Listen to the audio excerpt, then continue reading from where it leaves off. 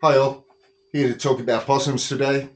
I've gone and built myself a couple of possum boxes in the Blue Mountains, New South Wales, Australia. We have two main types. We've got the brush-tail possum, and they tend to get into your roofs in your house, pee there, poo there, the whole lot. You don't want it.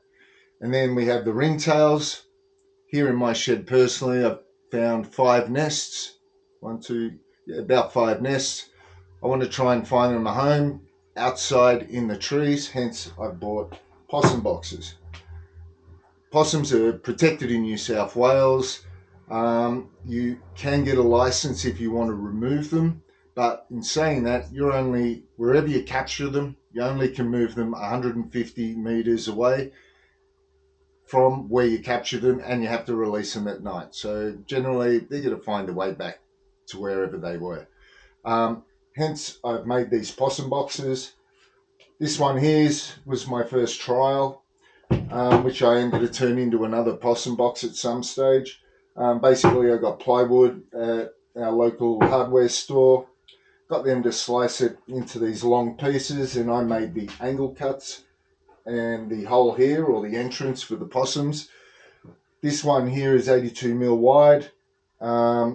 I didn't want it any bigger. They are quite small animals, where brush tails are quite big.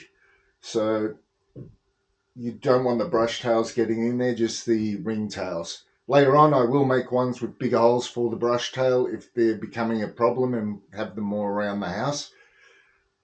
This was my second step in the possum boxes. This is what I wanted to build. So with this box, I've given it a bit of a lacquer, protect it from the weather. I've given it a couple of steps so little bugger can get into this little home here. Inside, I've got a camera here that is Bluetooth, so I can connect to it wirelessly, check up to see if anything's happening.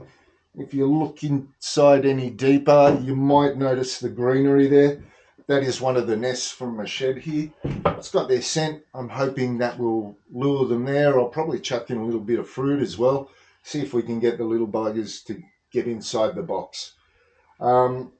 With that, I got a strap to secure it here on both sides, just so it doesn't shake around. And I am going to connect this here to a branch to hang on, hence the plastic, just to protect the branch. I'm not a greenie, but whatever you can do to protect our fauna and flora, it's a good thing in my book.